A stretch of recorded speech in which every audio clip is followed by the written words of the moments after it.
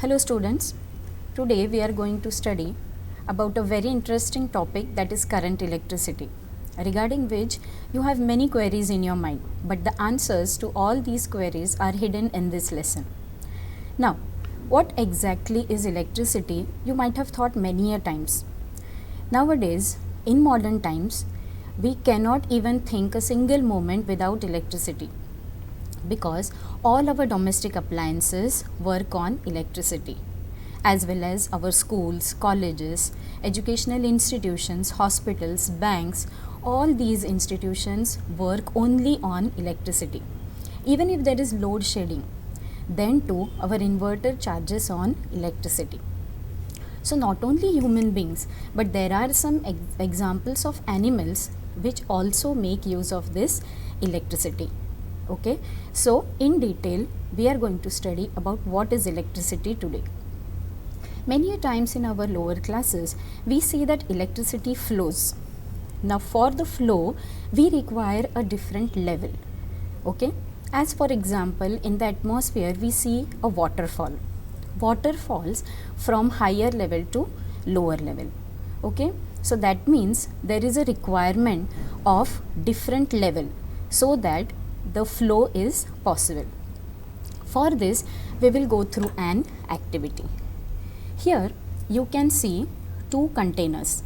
On left hand side container A and on right hand side container B.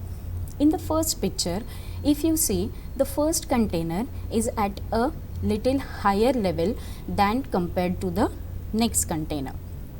These two containers are connected to each other, but we can see a clamp which will control the flow of water. Now in the second picture, the clamp is removed off. So what will happen? The water will flow from the first container to the second container, and this flow will continue until both the water levels are same. So what is understood over here? That a requirement of level is there for the flow. Henceforth, we can conclude from this activity that like water flows from one level to another level when a difference is created, similarly, electricity also flows from one level to another level, and thus it requires a difference. Now, going to the next activity. Here you can see a positively charged conductor and a negatively charged conductor. Now here A is considered as positive charge, that means we say at higher potential, and B is considered as a negative charge, which is at a lower potential. But as it is, these two are connected with the help of a conducting wire.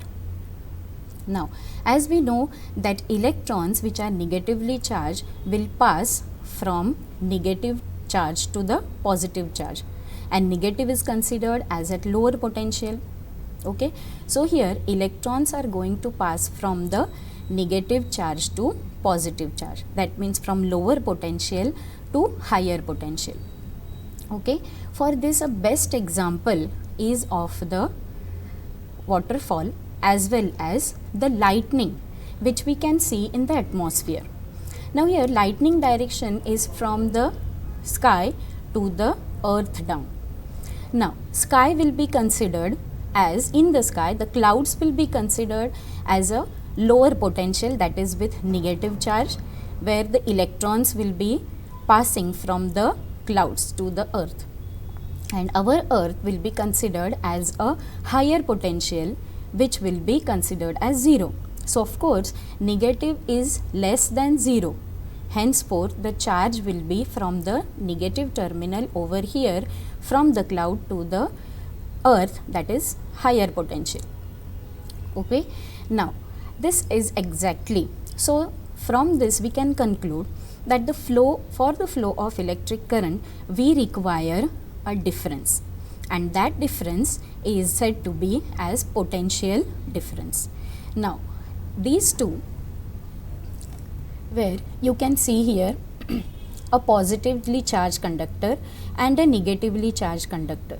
Okay, so that means these two levels are called as the potentials. So this is positive potential terminal and this is negative potential terminal.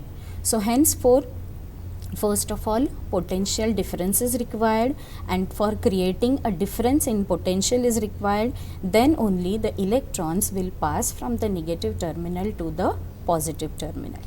Okay, now as it is said that negative to positive, that means electrons are performing some work, right? So that is only defining the potential difference. Now what exactly is the potential difference? We can say that it is the amount of work done. Now according to physics, what exactly is work done? According to physics, whenever there is change in the position of the object, we say that the work is done. So here also, the amount of work done to carry a unit positive charge from point A to point B is called electric potential difference between the 2 points. Okay, now here we have to consider one thing, that is the work done, and then another unit, that is the charge. So considering these quantities in mind, our formula for potential difference will be potential difference between 2 points is equal to work upon the charge transferred. Now potential difference is represented by letter capital V, work is represented by capital letter W, and the charge is represented by letter Q. Then one more important thing is that potential difference is calculated in volts, then work is calculated in joules, and charge is calculated in coulombs. So if I say that what will be the potential difference, if we require 1 volt potential difference in this, then what will be the statement for this? We can say that if the work done is 1 joule for carrying the charge of 1 coulomb, then we will get the potential difference of 1 volt. Okay, so here 1 volt is equal to 1 joule upon 1 coulomb. Okay, so this was the definition for potential difference. Coming to the next very easy topic, that is motion of free electrons. Now right now till now we have said that electric current flows, but practically what happens inside the wire? Okay, now every metallic conductor, every atom of metallic conductor has one or more than one electrons present in their outermost shell, which are weakly bound to the nucleus, and thus such electrons are called as free electrons. Now here if you can see in the first picture, the electrons are moving helter-skelter randomly in any direction. Okay, but of course their velocity will not be zero, average velocity won't be zero at all, but still so they are moving randomly in all different directions. But when the same piece of wire is connected to a cell, here you can see an electric cell with positive and negative terminal. Okay, so when this piece of wire gets connected to a cell, automatically a difference is created. Now here itself the cell is representing the positive and the negative terminal. So positive is higher potential, negative is lower potential. Okay, so this side you can see the negative charge, and to the left side you can see the positive charge. Okay, so these charges are created because of the chemical reaction in the electric cell. Now when the working starts, that means here electrons are moving from the negative terminal to the positive terminal. Okay, so this is actually the electron motion inside the wire. Okay, but in the circuit diagrams we will see further that electrons, even if they are moving from the negative terminal to the positive terminal of the wire, we in the circuit diagram show the direction of the current from positive to negative. Okay, so this was regarding the motion of electrons inside the wire. Now coming to the electric current. How can we define electric current? So, how it is defined as the charge passing through a conductor in unit time. So, charge is passing and electric current is what? That means the flow of electrons. So, the electrons, when they carry the charge along with them from negative terminal to positive terminal, we say that the electric current is flowing. Okay, so quantitatively, current is defined as the charge which is passing in a particular unit of time. Henceforth, the formula for electric current is that I is equal to Q upon T. I, electric current, Q is the charge and T is the time. So, of course, I, which is calculated in amperes, Q, charge, is calculated in coulombs and T is calculated in seconds. Okay, so the unit charge of coulomb, SI unit of charge is coulomb, then current expressed in amperes, and of course the charge on one electron is every time 1.6 into 10 raised to minus 19 coulombs. Now, if I say that I want 1 ampere current to be flowing in a piece of wire, if I require 1 ampere, then of course we have to consider again the same formula, that is I is equal to Q upon T. Now, what is this Q? It is the charge. So, how much charge will I require? That is 1 coulomb and time will be 1 second. Of course, so then you will get the 1 ampere as the current in the conductor. So, what is ampere? 1 ampere? 1 ampere current is said to flow in a conductor if 1 coulomb charge flows through it for every second. Okay. Now, coming to the next topic. Now, that is resistance and Ohm's law. Okay. Now, Ohm's was a scientist who had explained or proved through the experiment that how electric current and potential difference are related to each other, and his name was George Simon Ohm. What he declared or what he proved was that if the physical state of the conductor, physical state which is considered as the length, then area of cross section, temperature and the material of the conductor. Now, in the physical state, all these conditions, if they remain constant, then only we can prove that I is directly proportional to V.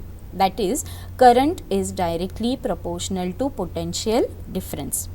Okay. So, if only the physical state of the conductor, that is length, area of cross section, temperature and material, if all these conditions are constant, only then we can prove this proportionality equation, that is I directly proportional to V.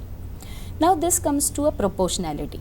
If we want to change it into a form of an equation, then we need to insert a constant of proportionality, that is I is equal to K into V. So, I current is equal to constant of proportionality multiplied by potential difference. Now, one more thing is that 1 upon K is equal to resistance of the conductor. Okay. So, we bring this K on the left hand side. So, it becomes I multiplied by 1 upon K is equal to V. So, 1 upon K is of course resistance. So, then our equation will be I into R is equal to V, or say IR is equal to V. Or of course, if we want resistance, we can modify the formula, that is R is equal to V upon I. So, this is known as the Ohm's law. Now, here as we say R is equal to V upon I. So, R is the resistance calculated in ohms, V is the potential difference calculated in volts, then I is electric current calculated in amperes. Okay, so these are the units. Now if I say that I want 1 ohm resistance in the conductor, so what are the requirements then? So if 1 ohm resistance is there, then I will say that in a conductor, if the electric current passed is of 1 ampere, and when potential difference of 1 volt is created, then I will get the resistance as 1 ohm. So definition of resistance of 1 ohm is that if 1 ampere current flows through a conductor, and when 1 volt potential difference is applied between its ends, then the resistance of the conductor is 1 ohm. Okay, so this was regarding the Ohm's law. Now coming to the related next topic, that is resistance. Now exactly what is resistance? In the last slide we had studied that resistance and Ohm's law, because Ohm's law cannot be possible without resistance. And then in the next slide we will see about what is resistance. Now as we know, there are number of largely free electrons in a conductor moving. Okay, when they are connected to a cell, then they move from one terminal to another terminal. Of course, when they are in motion, they have kinetic energy in them. So what will happen? While moving, they will get collided with the other atoms, then other ions, and because of which their speed gets distracted or say disturbed. And so when the speed of the electrons while moving from one terminal to another terminal gets disturbed, of course, then their kinetic energy is converted into heat energy first of all. And of course, when the speed of the electrons is slowed down, it will affect the flow of current, because we know that electrons, when they flow from one terminal to another terminal, they carry the charge. And when they carry the charge, we can say that electric current had started to flow. But if there is some obstruction in the motion of the electrons, then of course it will affect the flow of electricity. So we can conclude from this that if resistance increases, electric current decreases. And if electric current decreases, of course resistance increases. Okay. Now, how can we relate the resistance and resistivity of a conductor? Now here, as we have already studied, what is resistance? Now resistance is depending on certain factors. That is, at a given temperature, at a particular temperature, the resistance of a conductor, resistance which is R, is depending on its length of the conductor, of course, and the area of cross section material of the conductor. Okay. Now based on this, we will form an equation for resistivity. Okay. If the resistance of a conductor R is the resistance. Now it is said that it is directly proportional to L. L is length of the conductor. Then in the second equation, here you can see that second is R is inversely proportional to area of cross section. Hence it's written 1 upon A.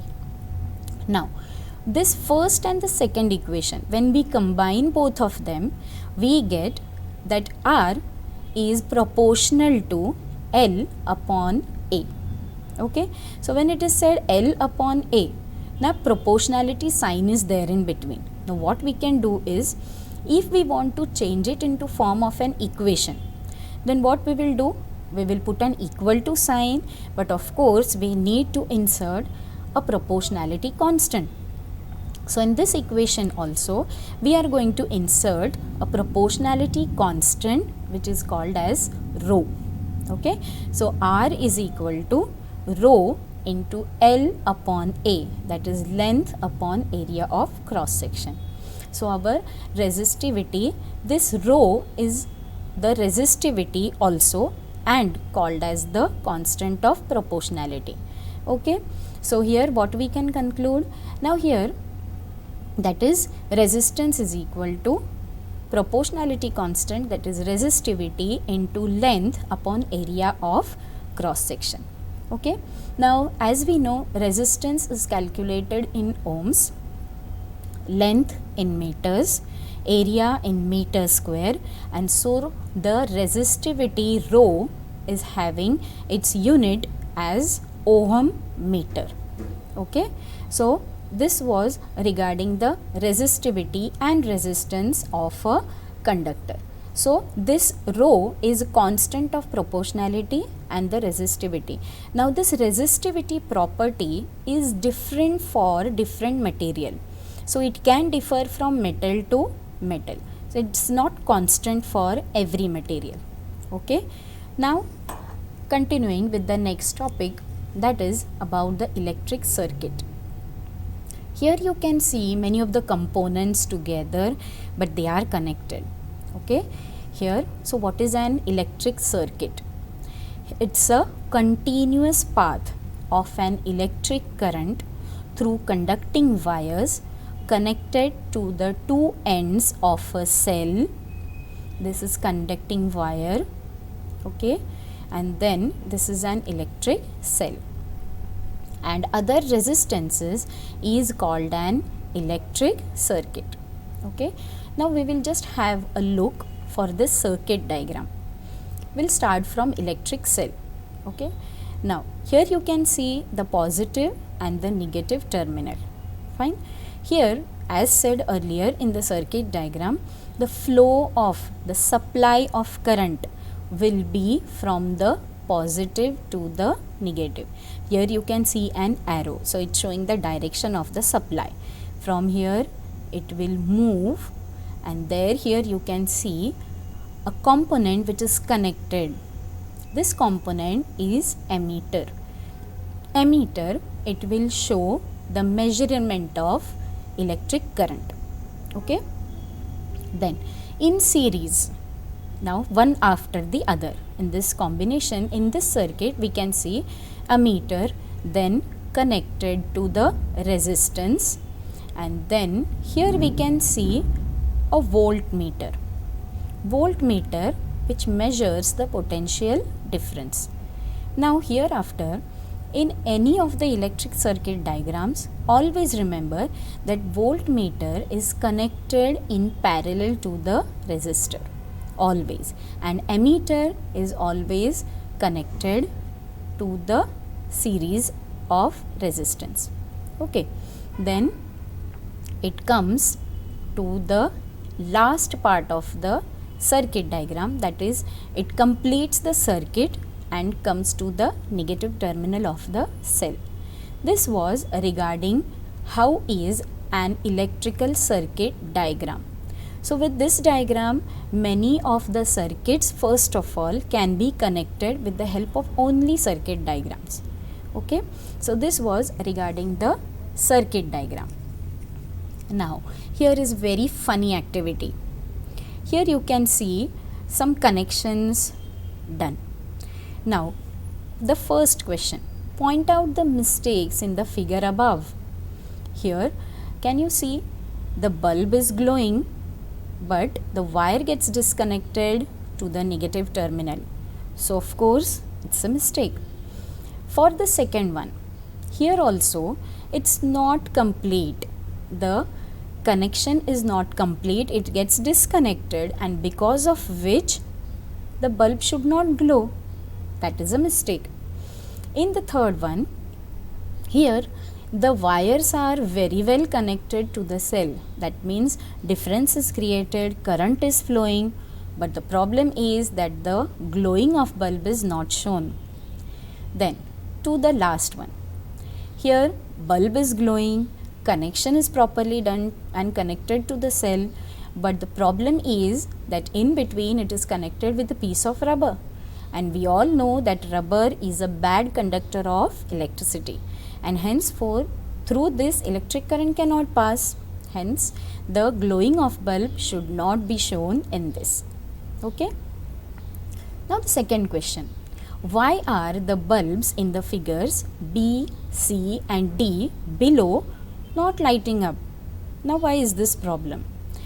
We have to think A is not a problem, we have to find out for B. Now B here not lighting up. Here you can see the wires are getting disconnected. So if the wire gets disconnected, the electric current is not going to flow, and if the electric current does not flow, the bulb is not going to glow. Okay. Now coming to the C1. C also with the same problem, that it is getting disconnected in between. And D, it's not at all possible because both the wires connected to the bulb are connected only to the one single terminal. So there is no potential difference created. So as difference is not created, electric current will not flow. Okay. So these were the problems in B, C and D. So with this activity, at least you can understand that how electric circuit is very, very important for the completion of the flow of the electric current. Okay. Coming to the next one, the symbols for the components of an electric circuit and their uses. Now these components are very, very important for drawing the circuit diagrams. First one we will see of electric cell. Now cell symbol is one single positive and one single negative terminal. So what for purpose it is used? It is used to apply potential difference between the ends of the conductor. Until and unless this difference is created, electric current won't flow. But of course the supply over here is limited. Now coming to the next component, that is a battery. Now when we want to supply with large amount of potential difference, because as we have studied in Ohm's law, that as the potential difference increases, electric current also increases. So here also, here we can see the number of cells have increased. So when number of cells increase, we can apply larger potential difference, and when larger potential difference is created, of course large amount of electric current can pass. Next is open tap key or plug key. Now this is the simple switch which can be seen in the circuits. Okay, and open tap key means we have stopped the flow of current, and comparatively here if we see, now stopping the flow of current means what? We are going to disconnect the wire, and in closed tap key, again the switch, it's normal switch which is used in the circuits, and to show that in the diagram we will show in this way, that is difference of a dot. So this will show what? To start the flow of the current in the circuit by connecting the two wires. Okay. Now these are the connecting wires. In any of the circuit diagrams, we need to show this. Until and unless we don't show, no one will understand that to which terminal we have connected which all components. Okay. Crossing the wires, to show wires which are cross but are not connected, just they pass on over one up over the other, that's all. Next is light bulb. Light bulb over here, of course we can show in both the ways with these symbols, and to test the flow of electricity. So glowing of bulb can be shown in various ways. So if it is light, current is flowing, show lighted. If current is not flowing, so now here if we show open tap key, the bulb should not glow. Okay, and if we show a closed tap key, then we have to show the glowing of bulb, right? Next is the resistance. Resistance to control the flow of current in the circuit, right? Then variable resistance, to change the resistance as required and thereby controlling the current. Next one is ammeter. Ammeter in the circuit diagram we have already seen, it is shown by this symbol. Of course with positive and negative terminal, it's very important, and it is used to measure the current flowing in the circuit. Last one is the voltmeter. Voltmeter symbol is shown in this way, and it is used to measure the potential difference between the 2 points in the circuit. So amongst these, the important ones which we are every time using, that is battery, open or closed key, of course connecting wires are required, then lighting of the bulb, resistance is important, ammeter and voltmeter. So all these components we will be using while drawing the circuit diagrams. Okay.